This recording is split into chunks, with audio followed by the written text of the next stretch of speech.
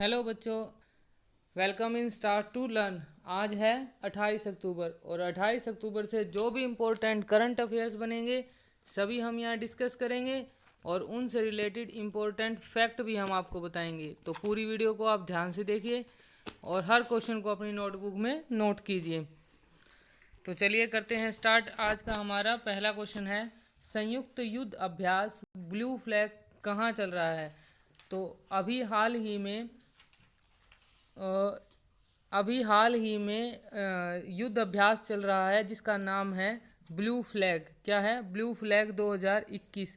तो यह कहाँ चल रहा है? यह चल रहा है इजराइल में और यह 8 देशों के अंदर चलने वाला सबसे बड़ा युद्ध अभ्यास है। कितना?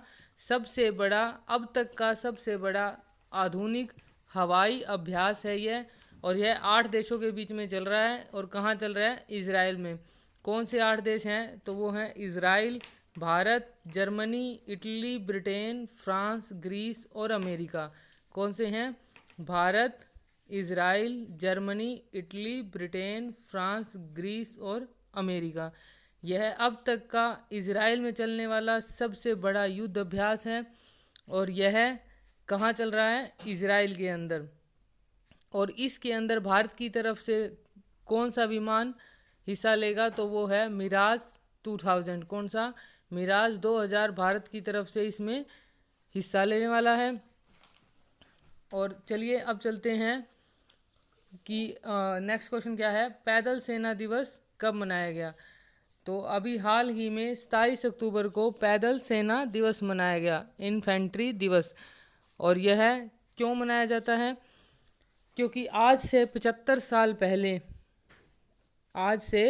साल पहले जब 24 अक्टूबर 1947 को कश्मीर हड़पने के लिए पाकिस्तान ने अपने कबायली पठानों की सहायता से कश्मीर में घुसपैठ कराई थी, उस वक्त कबायलियों और पाकिस्तान की सेना से बचाने के लिए भारत सेना की पहली टुकड़ी श्रीनगर पहुंची थी।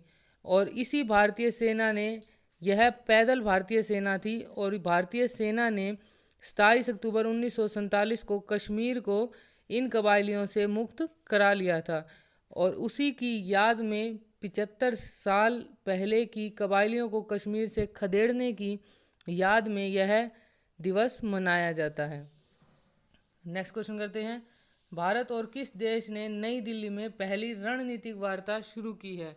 तो भारत और किर्गिस्तान ने नई दिल्ली में क्या शुरू की है? पहली रणनीतिक वार्ता। कौन सी?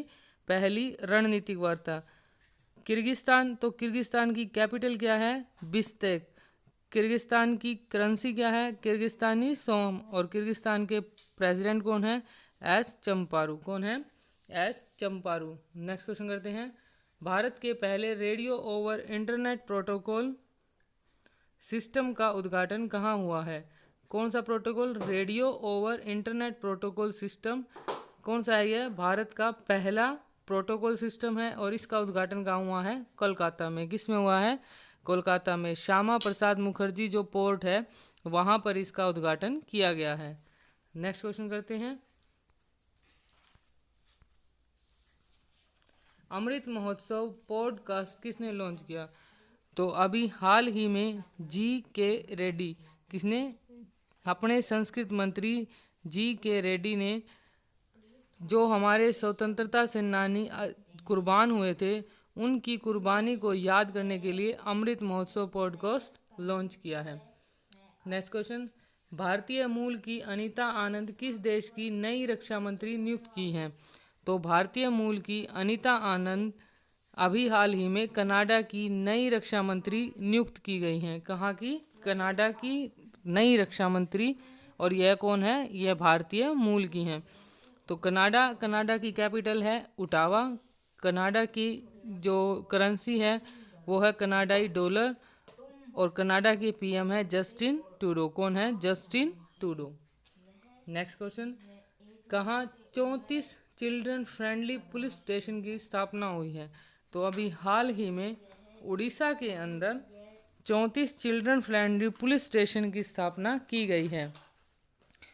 और उड़ीसा में ही है वेलर द्वीप, जिसका नाम बदलकर अब एपीजे अब्दुल कलाम द्वीप रख दिया गया है। और उत्कल दिवस यानी कि उड़ीसा मुक्ति दिवस कब मनाया जाता है? 1 अप्रैल को। उड़ीसा में ही है आपदा प्रबंधन का अनिवार्य विषय। और उड़ीसा में ही स्वच्छ बिंदु सागर पहल शुरू की गई है। गरिमा नामक नई योजना भी उड़ीसा में ही शुरू की गई है।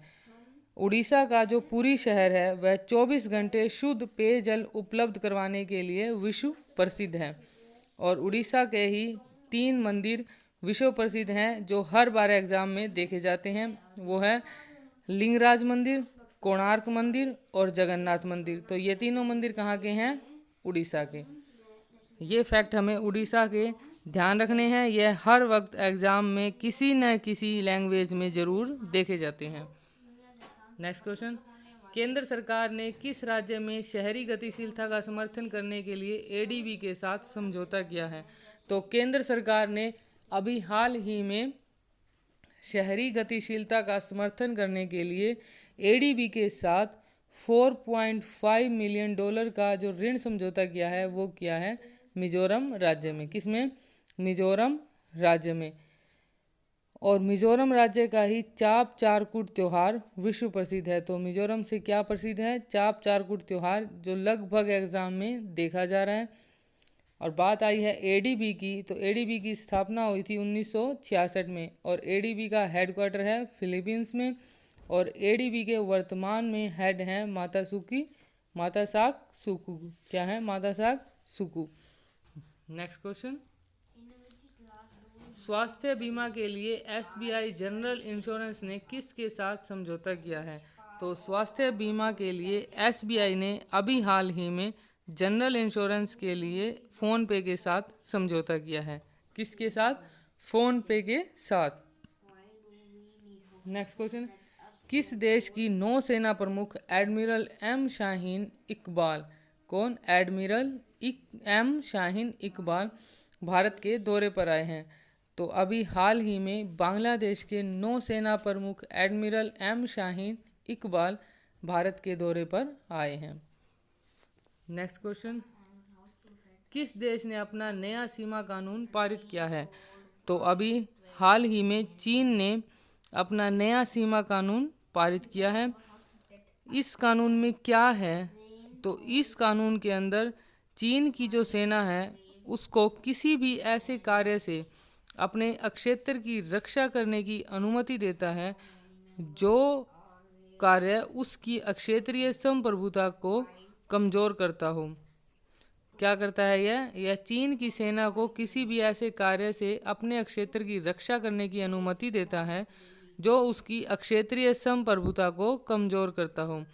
तो यह नया सीमा कानून कहाँ पारित हुआ है? चीन में। और चीन में ही साइनोफार्म वैक्सीन बनाई जा रही है। चीन का ही मार्स रोवर झुरोंग मंगल ग्रह पर सफल उतारा गया है। चीन में सबसे ज़्यादा ई कचरा पाया जाता है, मतलब कि ई कचरे का सबसे बड़ा उत्पादक देश कौन है? चीन। और हाई स्पीड मैगलेव का सफलतापूर्वक परीक्षण कहाँ हुआ है? चीन में। तो यह क्या है? एक उपग्रह है हाई स्पीड मैगलेव। इसका सफलतापूर्वक परीक्षण कहाँ किया गया है? चीन में।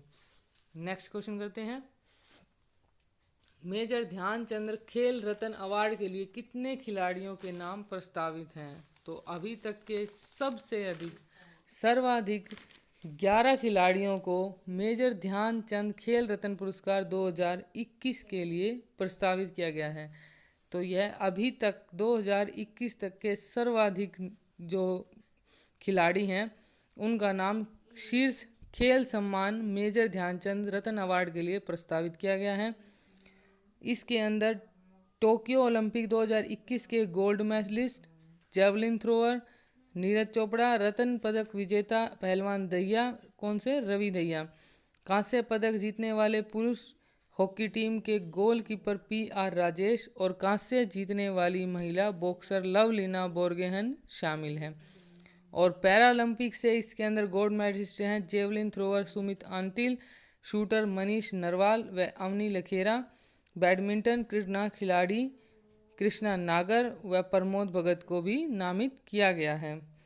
तो यह अभी तक के सर्वाधिक खिलाड़ियों के नाम नामित किए गए हैं।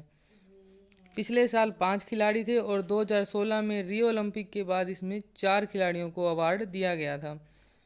और यह अब की बार सर्वाधिक हैं। और जो यह मेजर ध्यानचंद खेल रत्न अवार्ड है, इसका पहले नाम था पूर्व प्रधानमंत्री राजीव गांधी के नाम पर था, लेकिन अभी हाल ही में मोदी सरकार ने इसका नाम बदल कर क्या रख दिया है, मेजर ध्यानचंद खेल रत्न अवार्ड। तो यह शुरू कब हुए थे? तो यह जो खेल रत्न अवार्ड है, यह देश का सबसे बड़ा खेल रत्न अवार्ड है। इसकी शुरुआत 1991-92 में हुई थी और 5 बार के वर्ल्ड चैंपियन विश्वनाथ आनंद को पहला खेल रत्न अवार्ड दिया गया था। किन्हें दिया गया था पहला खेल रत्न अवार्ड? तो यह दिया गया था विश्वनाथ आनंद को, जो कि वर्ल्ड चैंपियन हैं कितनी बार? 5 बार के। और 2020 तक कितने खिलाड़ियों को नवाजा जा चुका है? तो 2020 तक इस खेल रत्न अवार्ड को प्राप्त करने वाले खिलाड़ियों की संख्या है 43। और इसमें से अब की बार सबसे ज़्यादा खिलाड़ी नामित हुए हैं 11 खिलाड़ी। तो ये थे हमारे आज के बेस्ट करंट अफेयर्स। इन करंट अफेयर्स में से एग्ज़ाम्स में क्वेश्चन ज़रूर देखने को मिलेंगे आने वाले हर एग्ज़ाम में। तो ये करंट अफेयर अपनी नोटबुक में नोट कीजिए और अगर वीडियो पसंद आए तो लाइक कीजिए, चैनल को शेयर कीजिए, चैनल को सब्सक्राइब कीजिए और वीडियो को जितना ज़्यादा हो सके शेयर कीजिए। Thanks for watching.